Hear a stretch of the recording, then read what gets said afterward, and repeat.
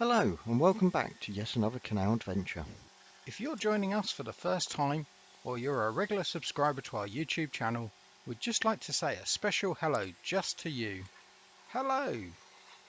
It's great to see you, and we're really pleased you could join us on this part of our journey. Oh, and by the way, hi Mum, hi Dad. When you left us last time, we were moored just below Slapton Lock on the Grand Union Canal. That's lock number 30 if you are following our journey on a map. When we were last here, we'd had a torrential downpour, part rain, part hail. What a difference in the weather today. It's looking like it's going to be a fair weather cruising day, although there is a bit of wind about.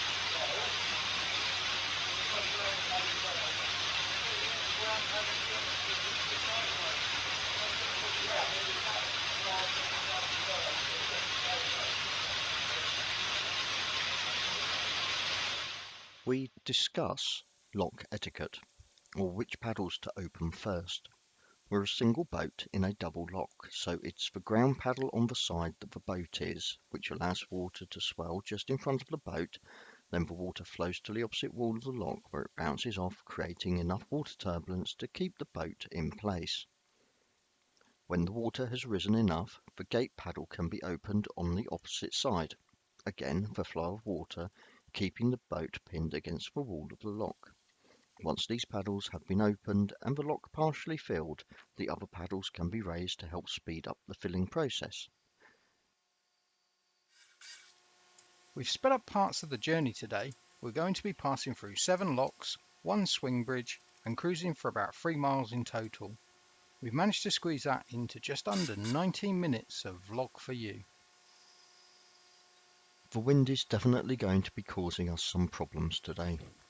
The narrowboat's flat sides are like huge metal sails, and whilst they don't flap about like cloth sails do, they do collect the wind, and that pushes the boat sideways. There's a water point just above Slapton Lock, which we're going to use to refill our water tank. This is the first time we've refilled since we took on water below Cosgrove Lock.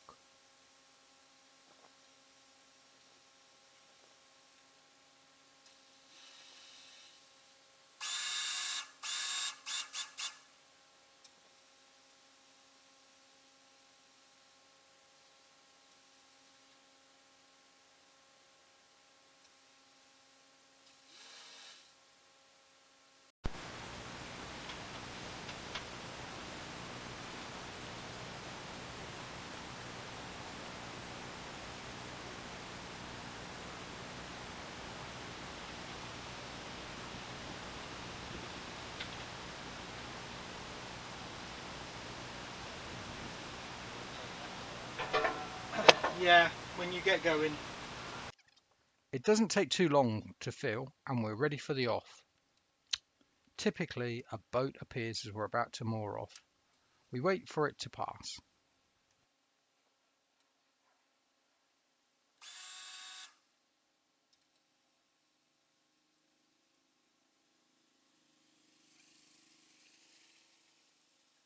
Right, we're off again. Oh, heck, I couldn't see that other narrowboat from the stern deck. The bridge obscured my vision. Thankfully, they saw us and were able to reverse enough to allow us through. The general rule of the canal is that the boat at the bridge hole first has right of way. We weren't really going that fast, having just pulled away from taking on drinking water. Maybe I should have used our horn.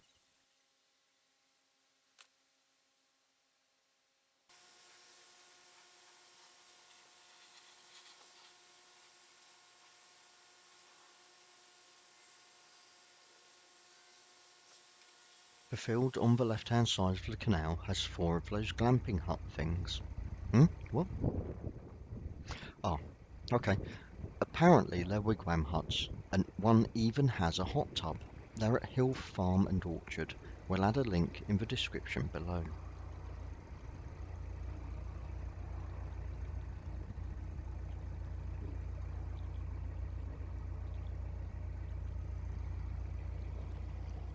The hamlet of Slapton was recorded in the Domesday Book in 1086. One remarkable fact about this hamlet is that it had a farm that was owned by the same family for over 900 years, passing from one generation to the next. However, In 1975, the final member of the family died and Church Farm was sold and houses were built on it. Slapton has a population of just over 500 today. It's not far from the infamous Great Train Robbery railway bridge, and according to a popular online source, the boxer Frank Bruno lives in the outskirts of the village. It's a bit windy. The boat's been blown around, and as I attempt to steer towards the lock landing, nothing happens. There's little to no response from the tiller. Fearing a trip down the weed hatch, I reverse up and try it again. The wind eases, and I'm able to get closer to the towpath this attempt.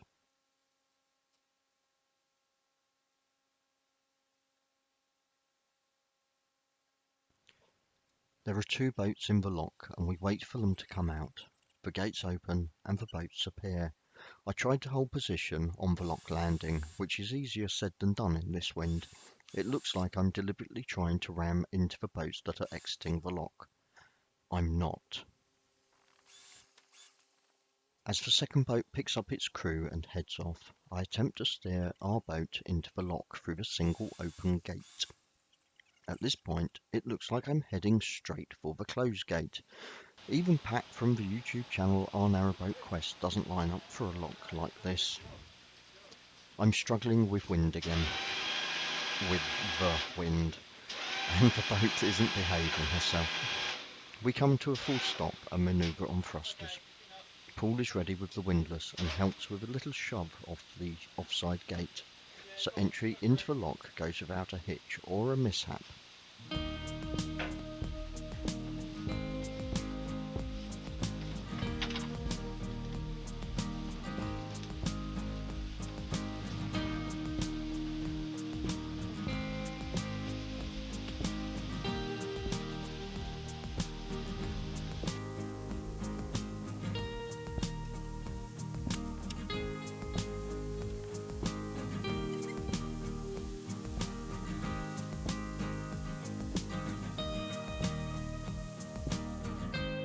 We know the routine: boat side ground paddle, opposite side gate paddle. That helps the boat stay... The boat wanders around the lock as she just doesn't care. Like I said, the wind is catching us out today. Should we be moving in this wind? Probably not. But hey, it's all good experience, and we've not crashed or bumped anyone. Yet.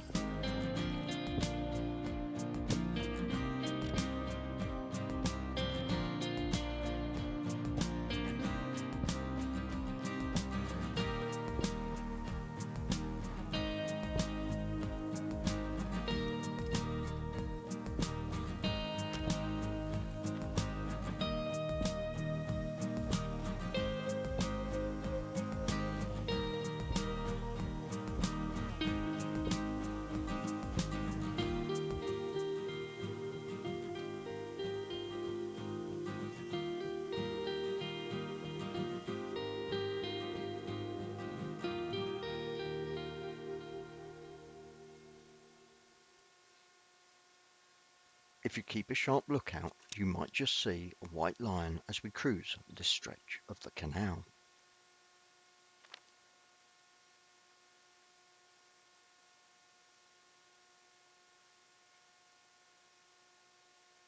We pass the CRT work crew while adding metal pilings and making repairs to the towpath.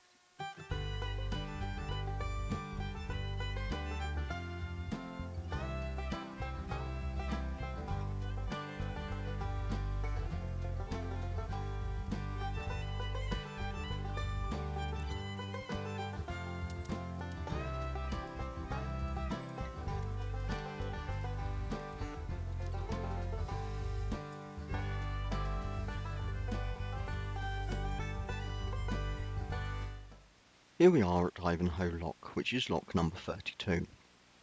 Paul had hurt his heel leaping off the boat when we were moored the other side of Leighton Buzzard.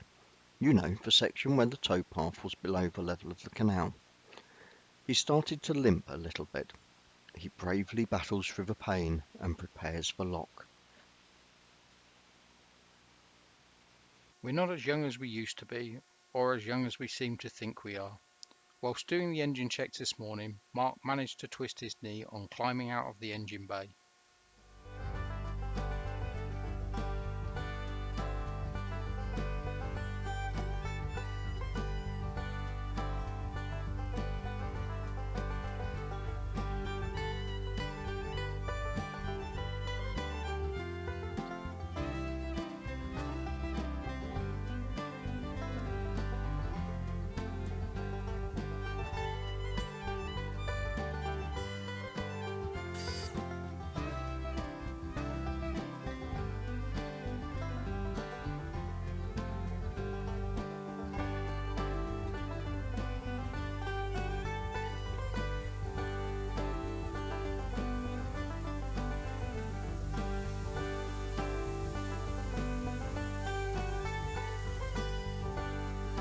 Eagle-eyed viewers would have noticed something different about these lock gates. Can you see what is missing?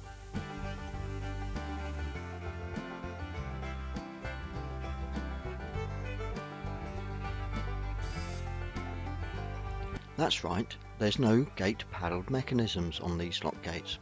There are only the ground paddles for pull to operate.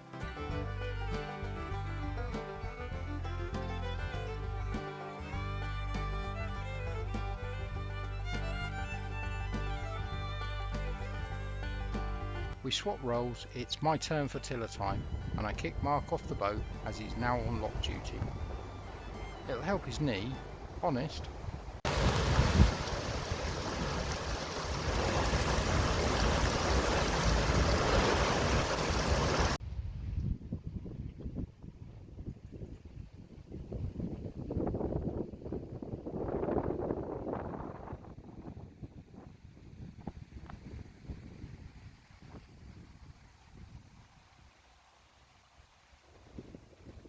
I bravely hitch a lift on the back of the boat, as the towpath have a family of swans on it.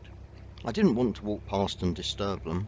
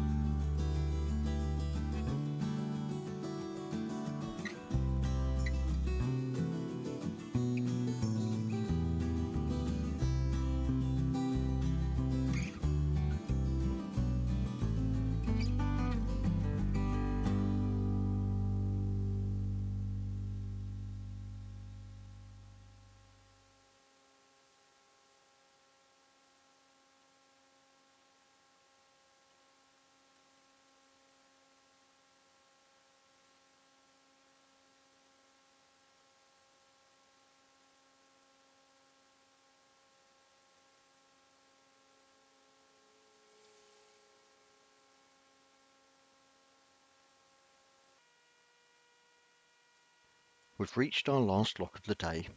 It is one of the two Seabrook locks. That's lock 36 on the Grand Union Canal.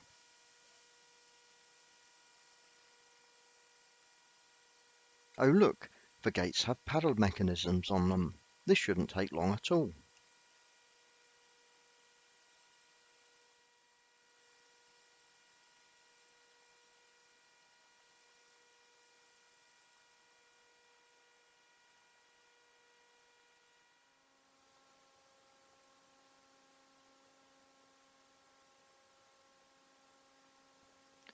As it's the last lock, Paul comes and helps open the gates.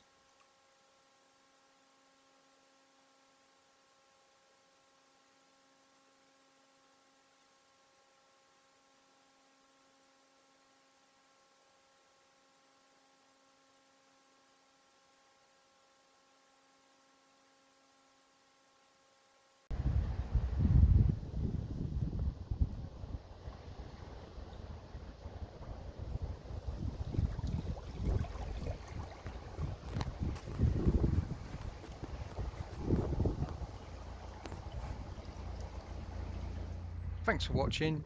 You know what you need to do if you want notifications in the future. Subscribe and hit the notification bell. Ding ding! If you have enjoyed this blog, then please do give us a thumbs up. And if you've any questions or would like to make a comment, then please do so, and our media advisor will respond. Okay, it'll be one of us. Did you spot the white lion? It's the Zoological Society of London's whip-snake white lion on the hillside. Look, there it is, just there.